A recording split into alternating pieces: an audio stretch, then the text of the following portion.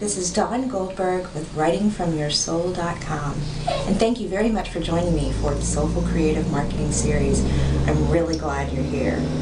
Today, day one, we're going to talk about what Writing From Your Soul is, how that applies to marketing, as well as the 4 hurdles that get in the way. And then days 2, 3, and 4, I'm going to show you 4 of my favorite, and it was really hard to pick 4, just 4, of my favorite strategies that I use when I need to write from my soul and do all the writing I need to do for my business. So again, I'm really glad you're here. Thank you for being part of this, and let's get started. So what is writing from your soul, and how does that apply to you and your business? Sounds a little woo-woo, I'm sure, but what it does is it actually makes you a more attractive business person in whatever products and services you're trying to sell. What it looks like is you go down deep and you tap into what it is you do for people, how you are of service, what problems you solve, how you make their lives better. You're also thinking about what gifts and skills and experiences make you unique and really allow you to be of service and solve people's problems and make their lives better. And when you get in touch with that down deep and you're really clear about that, it makes whatever you have to write for your business, whether that's an article or a sales campaign or promotional materials, press release, request for a proposal, it makes it that much more attractive to the people who are reading it. So that's big. And we all want that, right? We want whatever we write and we do to really speak to people. We really want to connect with them.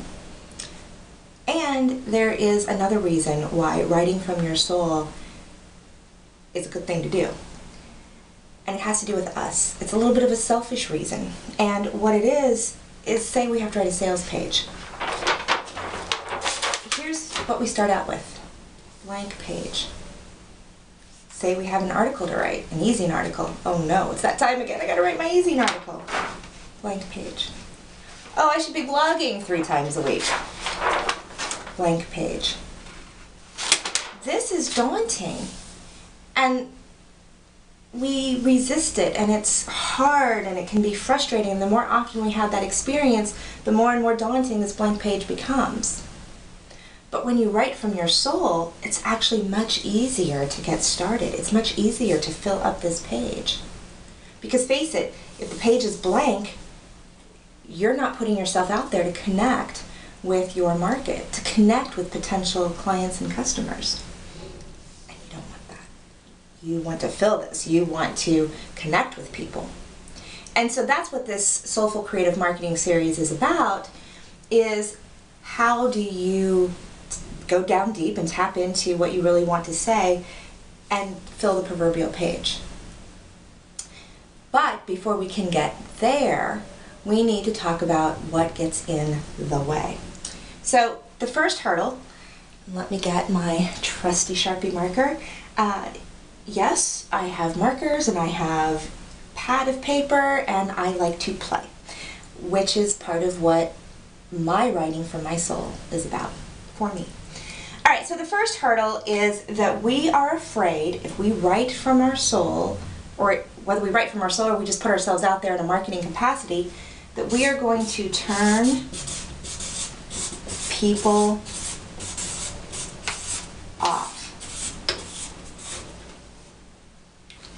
Oh, well, if I really say how it is and I really talk about how passionate I am, and if I say very specifically, here's what I can do for you, and here's why you need me, that's scary, and that's going to turn people off. Yes, it will. But here's the secret about that. Those are people that won't be working with you anyway. When I write my articles, my sales pages, whatever I write, I have these same hurdles too.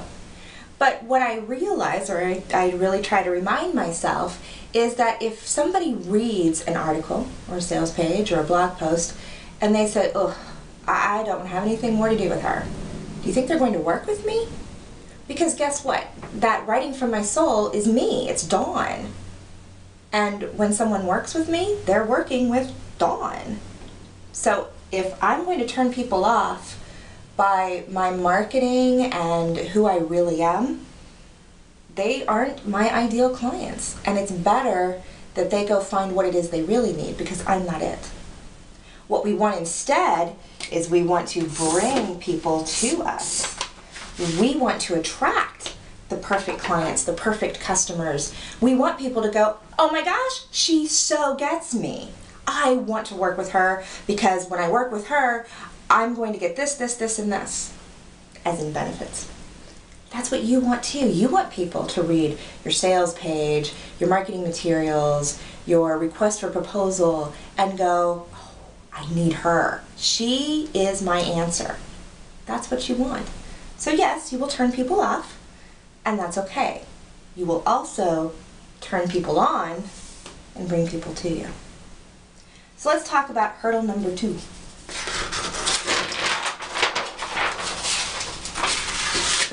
The hurdle is you can be afraid that if you write from your soul and you put yourself out there and you fill up this page, that people are going to think that you are too pushy. And sometimes that's why these pages, if I can flip the page, stay blank. Because then we don't have to worry about being pushy, because we're not doing anything. But that's not helpful. It's not helpful for us, but then it's not helpful for the people we're trying to serve. If they don't know about us, if they don't know what it is we can do, they don't know when our next program is going to start, they don't know what benefits they can get from us, how is that going to help them? So we're not being too pushy. You're not going to do the proverbial car salesman thing and run after the people who are walking off the lot saying, no, this price is only good right now, you have to get it now, there's no other choice, you have to get it now. And constantly barraging you. You're not going to do that. You do need to put yourself out there. You do need to let people know you exist. You do need to let people know how you can be of service to them and how you can help them. It's not being pushy. So it's scary to put yourself out there, I know, but you need to do it, and it's not being pushy at all. All right, hurdle number 3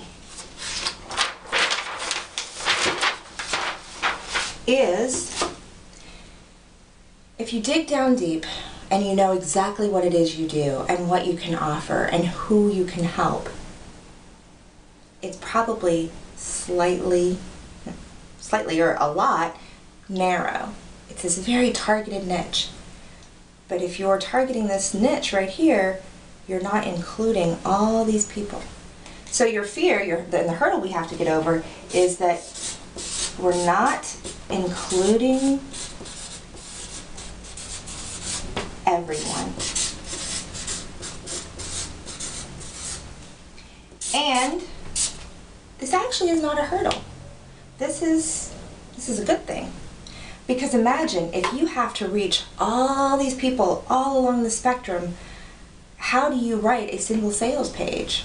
Because if your product has to reach all those people on the spectrum and your marketing message has to reach all those people on that spectrum, how do you do that? I don't know how to do that, honestly. I think it's much easier to pick a point on the spectrum, and that's what I write to. That's what my product is going to help, that point on the spectrum. So you're not going to include everyone. You're going to include this tightly, narrow, focused niche of people who need what you do. And the final hurdle, and I think that this is probably the biggest one, because we can logic out the other ones, you know, as I just did. We can logic those out. This one is a little bit more personal. And it's the hurdle, it's the fear that way deep down inside, where we keep things hidden from people, is that we are frauds. And I believe, or maybe it's just me, but I believe that we all have a little bit of this. It can be a really small little kernel, or it can be this bigger piece inside that we have to overcome. And So here's the way we can try to logic around that is, unless you're 18 and you've been working for like a whole minute, you probably have success stories. You probably can go back in your memory banks and think about how when you worked on that project and with that team, you were really successful and you had these results and this happened as a result of all the work you did. You have success stories. Now, sometimes it's hard to see that because you think, oh, doesn't everybody work that way or doesn't everybody do that? The minute you say that, that's what makes you unique. That's where your gifts are. The second you're saying, that's not special, that's no big deal, that's probably where your gifts lie. So figuring out what makes you unique, what you do for people, and really stepping into that and feeling that, when you do that and you write and speak from that place, wow, your marketing will just take off. Your writing will just shine. I've seen this happen. I've had clients they write, and we go through this process, and they send out something, and they get feedback. Wow, that was the most amazing thing I've ever seen you do. I loved that. Wow, that's really different. I've never seen you do anything like that. I loved it. So you're not a fraud. Because you have, if you go back, you have data to support the fact that you are actually successful. You're actually good at what you do. So, 4 hurdles. We're done with that. Tomorrow we're going to start with an actual playful strategy, and this is where I get really excited and I get to use my markers and my paper more. And I know you may not be able to see this very well, but this, for me, has been my gateway into writing from the soul. And we'll talk about these 4 areas in the last day because I'm leaving the best for last. But I'll give you a sneak peek. And it's the idea that for me to write from my soul, I need to invoke these 4 gateways: creativity, passion, trust, and freedom. And when I pull all those together and I work through those 4 hurdles, I really can write from my soul. And that's what I hope you can do too. So stay tuned tomorrow when we look at one of the first strategies in the Soulful Creative Marketing Series. And thank you again for joining me. This is Dawn Goldberg with writingfromyoursoul.com.